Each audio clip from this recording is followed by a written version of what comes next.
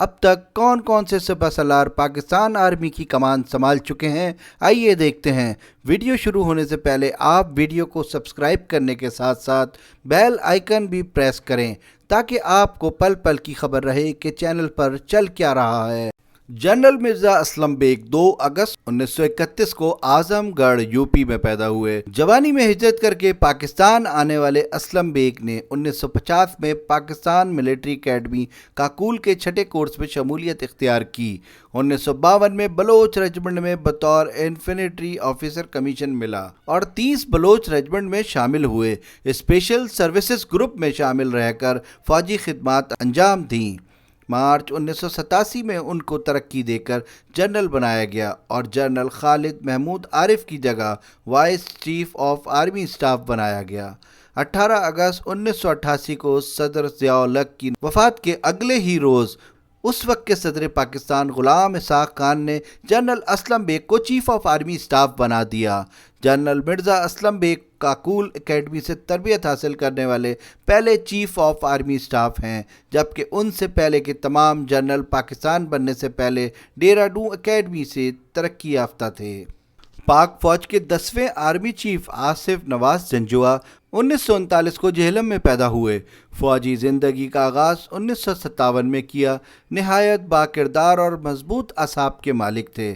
ان کے دور میں سندھ میں ڈاکو راج قائم تھا، جس پر سابق وزیر اعظم نواز شریف نے انہیں سندھ آپریشن کے لیے کہا۔ چنانچہ 1992 میں سندھ آپریشن شروع کیا گیا۔ مکمل اختیارات مانگنے پر نواز شریف سے اختلاف پیدا ہو گیا اور اسی دوران اچانک ان کی موت بھی واقع ہو گئی۔ بعد ازاں رپورٹ میں بتایا گیا کہ آصف نواز جنجوعہ کی موت دل کا دورہ پڑنے کے باعث ہوئی۔ جنرل ضیاء الحق کی طرح جنرل آصف نواز کی وفات بھی آن ڈیوٹی ہوئی۔ آصف نواز 16 اگست 1951 سے 8 جنوری 1993 تک آرمی چیف رہے۔ پاک آرمی کے 11ویں chief of army staff general Abdul Waheed Kakar 1937 میں پیدا ہوئے۔ اپنی فوجی زندگی کا آغاز 1959 میں کیا۔ جنرل آصف نواز جنجوعہ کی اچانک وفات پر سابق وزیر اعظم نواز شریف نے 5 سینئر جنرلوں کو سپر سیڈ کر کے انہیں 4 اسٹار جنرل کے عہدے پر ترقی دی اور چیف آف آرمی اسٹاف مقرر کیا۔ محترمہ بے نظیر بھٹو کی اپوزیشن دور میں جب تحریک زوروں پر تھی تو جنرل کاکڑ نے سابق صدر غلام اسحاق خان اور وزیر اعظم نواز شریف کو بیک وقت مستعفی ہونے پر مجبور کر دیا۔ معین قریشی کو نگراں وزیر اعظم بنایا گیا۔ جنرل عبدالوحید کاکڑ 12 جنوری 1993 سے 11 جنوری 1996 تک آرمی چیف رہے۔ پاک آرمی کے 12ویں چیف جنرل جہانگیر کرامت 1941 کو کراچی میں پیدا ہوئے۔ انہوں نے اپنے کیریئر کا آغاز 1961 میں بطور کمیشنڈ آفیسر کیا۔ 11 جنوری 1996 میں بحیثیت آرمی چیف اپنا عہدہ سنبھالا۔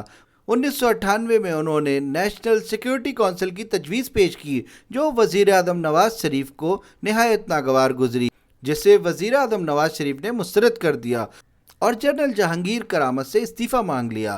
لہذا انہوں نے بغیر کسی اختلاف کے 7 اکتوبر 1998 کو اپنا استعفیٰ پیش کر دیا۔ ان کے دور میں 11 مئی 1998 میں پاکستان ایٹمی قوت بن کر ابھرا۔ جنرل جہانگیر کرامت نے شدید دباؤ کے باوجود نواز شریف کو ایٹمی دھماکہ کرنے پر مجبور کیا۔ بطور آرمی چیف ان کا عہد پاکستان پاک افواج کے لیے بہترین دور تھا۔ پاکستان کے 13ویں army chief general Pervez Musharraf 1943 میں دہلی میں پیدا ہوئے۔ 1964 میں بطور سیکنڈ لیفٹیننٹ فوجی سروس کا آغاز کیا۔ پرویز مشرف مختلف مراحل سے گزرتے ہوئے لیفٹیننٹ جنرل بنے۔ وزیر اعظم نواز شریف نے سپر سیڈ کرتے ہوئے انہیں آرمی چیف مقرر کیا۔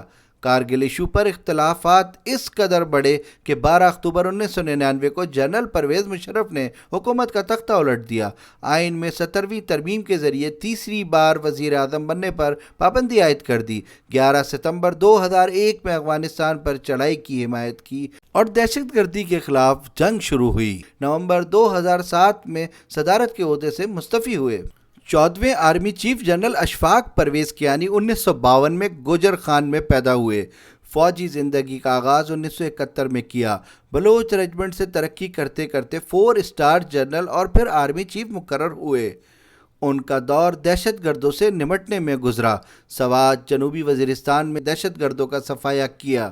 बदले में दहशत गर्दों ने भी मुल्क को खासा नुकसान पहुंचाने की कोशिश की, लेकिन पाक आर्मी ने जवाबमर्दी से दुश्मन को मुंह तोड़ जवाब दिया।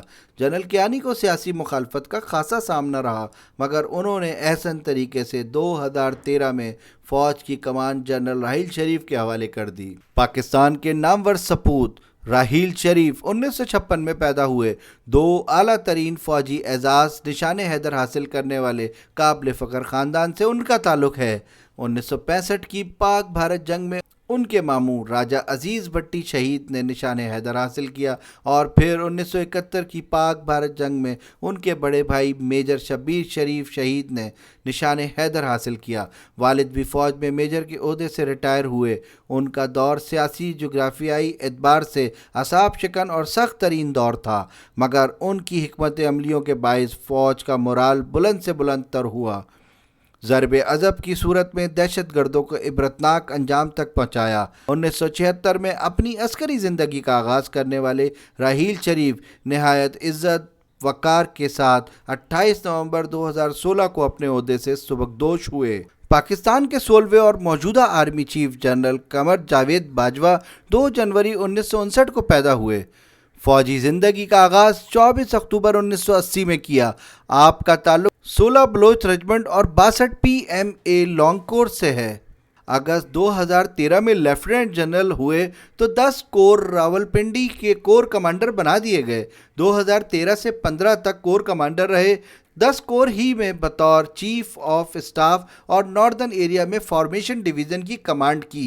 कश्मीर जैसे हसास मामलात में आला सतही इजलास में शिरकत की, जिस पर वो मुकम्मल अबूर रखते हैं। सियासी, दिफाई, जोग्राफियाई और मईशत और माशरत जैसे गंभीर मसाइल उन्हें विरसे में मिले। वज़ीर आज़म नवाज शरीफ ने उन्हें अपनी रिवायत बरकरार रखते हुए 4 सीनियर जनरलों पर सुपरसीड करके चीफ ऑफ आर्मी स्टाफ के ओहदे पर फाइज किया। मौजूदा बदतरीन सियासी व कौमी सूरत हाल और अंदरूनी व बैरूनी दबाव को जिस तहम्मुल और बर्दाश्त के साथ कंट्रोल कर रहे हैं, ये उनके मजबूत असाब का मालिक होने का सबूत है। बिलखुसूस बदतरीन अमरीकी दबाव जिसे वो किसी खातिर में नहीं लाते, ये एक बेहतरीन मुस्लिम अफवाज के मायानाज से फसलार होने की भी दलील है। पूरी कौम की निगाहें इस वक्त army chief general Qamar Javed Bajwa पर मरकूज है कि वो इन हसास तरीन मामलात में सियासी व अस्करी एतबार से कौन सा फैसला कुन कदम उठाएंगे जिससे मुल्क कौम ना सिर्फ सुरखरू हो सके बल्कि दुश्मनान मुल्क व मिल्लत के मकरू अज़ाइम भी खाक में मिल जाएं। ये उनके लिए एक बड़ा चैलेंज और इम्तिहान है। ऑपरेशन ज़रब अज़ब की कामयाबी के बाद ऑपरेशन रुदुल फसाद भी उनकी सरबराही और सरपरस्ती में नहायत कामयाबी के साथ जारी है। यकीनन तारीख में उनका नाम और किरदार भी सुनहरी हरूफ में लिखे जाएंगे। वीडियो के बारे में अपनी राय का इजहार कमेंट्स में करें। शुक्रिया।